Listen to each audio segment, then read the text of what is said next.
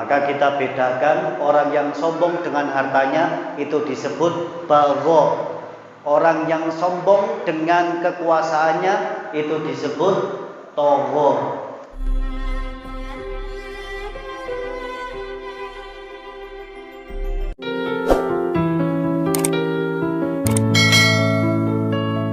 Wa ila Madyan akhahum Syu'aib, dan kepada penduduk Madyan kami telah mengutus saudara mereka Syu'aib. Faqala, dia berkata, ya qaumi ibudullah warjul yaumal akhir.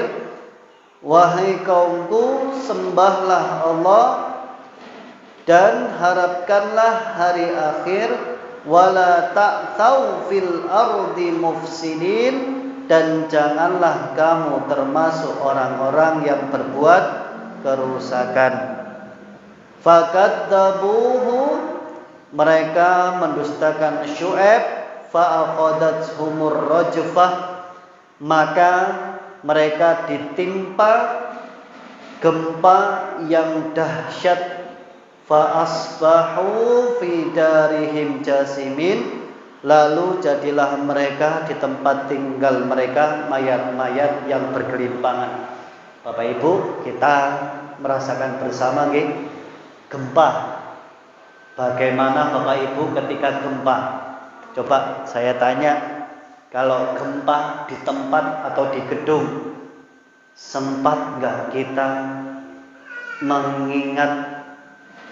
Mungkin ya, kalau sebelum gempa istri kita belanja, misalnya kita di mall, misal istri kita belanja, terus terjadi gempa, masih ingat istri kita Pak? Ayo, pertanyaan saya, gempanya 7, skala Richter, bok bok bok bok, masih ingat istri?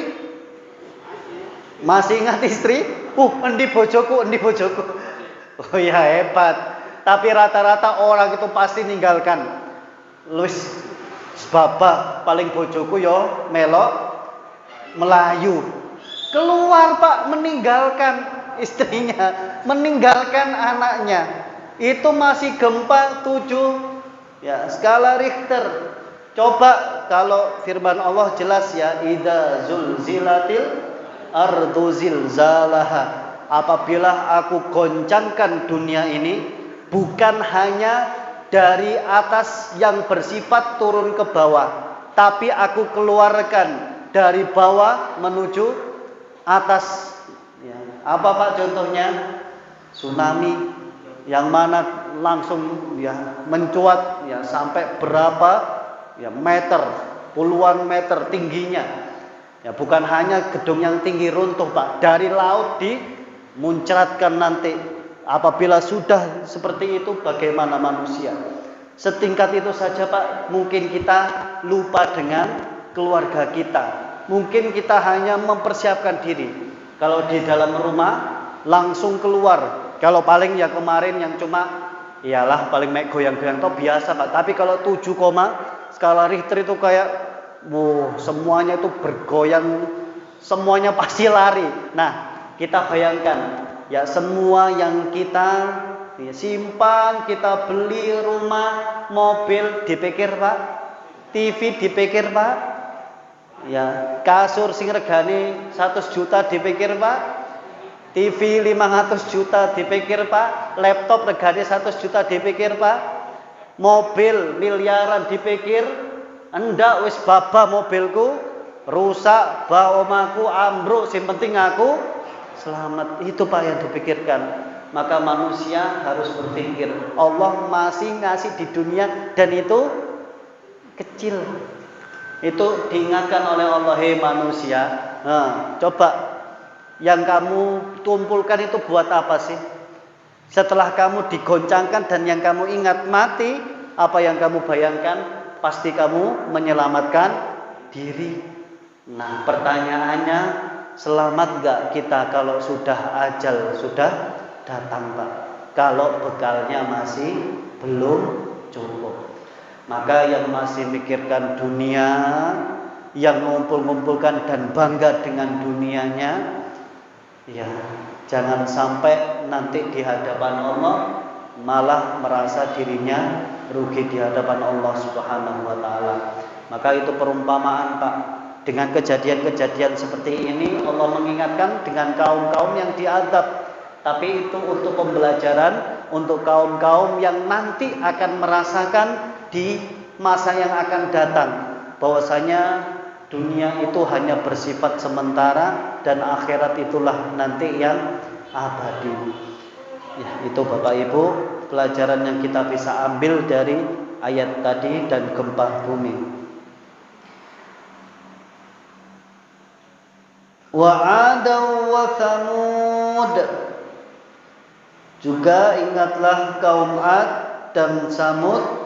Wa qad tabayyana lakum, dan sungguh telah nyata bagimu kehancuran mereka, mim masakinihim, dari puing-puing yang tempat tinggal mereka itu, wa zayyana lahumus syaitan, dan dijadikan terasa indah bagi mereka setan, a'malahum, perbuatan buruk mereka, fasaddahum anis sabil, sehingga mereka menghalangi dari jalan Allah, wa kanu mustabsirin, sedangkan mereka adalah orang-orang yang melihat.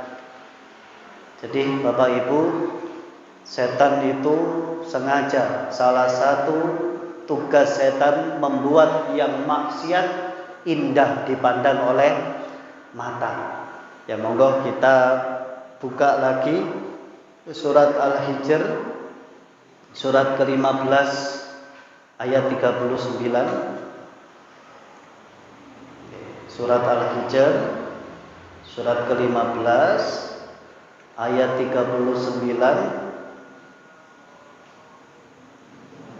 Ini janji daripada iblis kepada Allah.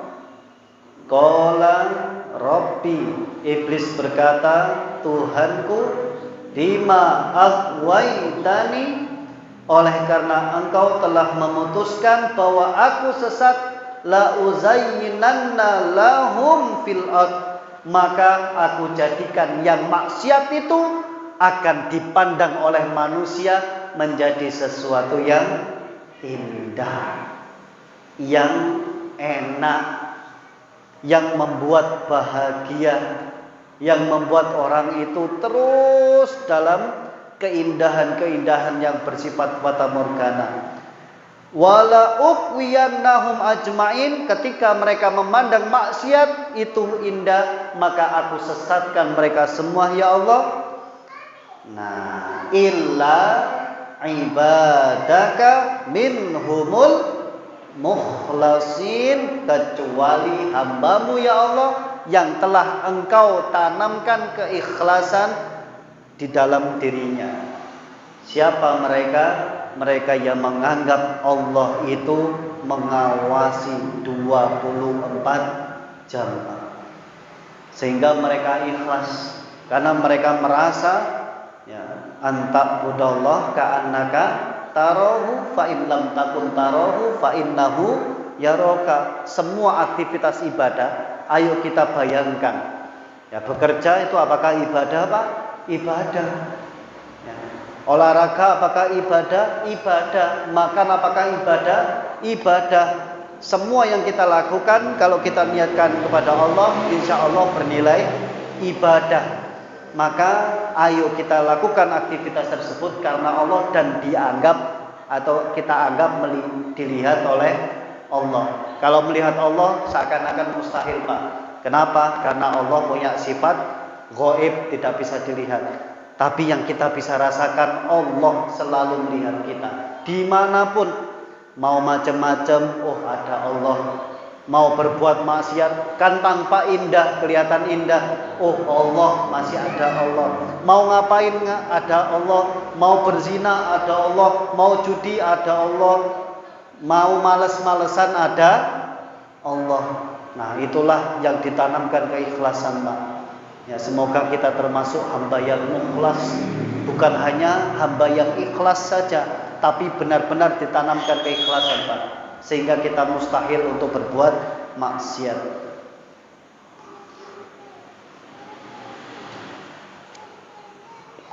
Itu tadi apa yang dijanjikan oleh setan yang membuat manusia memandang indah hal-hal yang maksiat, padahal ya kita semua melihat. Wa Qarun, dan juga Qarun, wa Fir'aun, dan Fir'aun, wa Haman, dan Haman.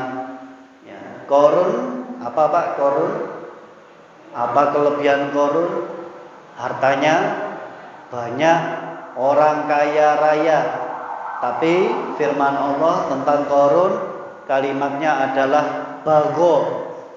Nah, maka kita bedakan, orang yang sombong dengan hartanya itu disebut bagho.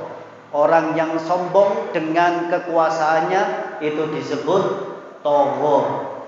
Nah, maka toghut itu salah satunya. Banyak, dia pemimpin merugikan rakyatnya misalnya, itu namanya togho, bisa disebut togho, melampaui batas dari kekuasaannya. Kalau bagho, dia ya sombong dengan hartanya, pamer. Ayo, siapa yang bisa ngalahin kekayaan saya, kata Qarun. Nah, berangkas saya itu ada banyak. Pinten Pak berangkas Pak? Ya, berangkas saya banyak. Yang ngangkat kunci berangkas saya itu orangnya khusus, ajudan, getot-getot, ikuai gak kuat ngangkat berangkasku banyak. Ayo, siapa yang bisa ngalahkan kekayaan saya? Kalau ada sekarang orang yang sombong seperti itu, bilang Pak, cik telat, kasep, dilian, Qarun, awakmu sombong piro sih? Sak M rong M ialah kano apa-apane, sak triliun. Bill Gates 1000 triliun, gak ada apa-apanya Pak. Qarun itu kuncinya itu dari emas. Ya, besarnya besar sekali. Berangkasnya ada banyak. Sing mikul iku wong sing getot-getot Pak. Nek awak dhewe sing mikul paling yo gak kuat. Yaitu Qarun Pak. Bill Gates ya kano apa-apa nih mau sombong ya.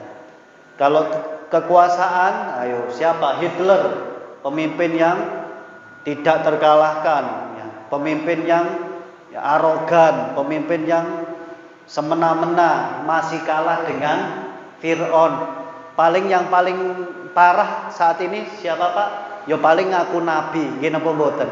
Oh, saya nabi yang ke 26, paling ngono, paling parah. Ada yang ngaku saya Tuhan. Ayo, saat ini ada yang ngaku saya Tuhan. Mau cek begedute. Paling mentok ya ngaku nabi. Karena tahu nabi itu adalah utusan Allah. Fir'aun pemimpin, punya pasukan, hobinya membunuh. Kebijakannya luar biasa, menyengsarakan banyak orang, ditakuti banyak orang, ngaku dirinya Tuhan. Nah, maka kalau sekarang ada pemimpin yang semena-mena pengen ngomong, jikalah Fir'aun wis kalah ojo sumbung-sumbung, kalah Fir'aun wis kasep sampai niku nomor ketiga, keempat, kelima paling Fir'aun nomor 1. Ya kalau masih merasa dengan itu semua bisa menyombongkan, telat Pak. Yang perlu kita belani apa? Masuk surga Allah Subhanahu wa taala. Karena tidak ada Pak yang merasakan surga Allah kecuali Nabi Adam. Nabi Adam pun itu surganya berbeda Pak. Kenapa? Karena surganya ada larangan di dalamnya. Tapi nanti surga kita tidak ada larangan di dalamnya, seneng-seneng toh.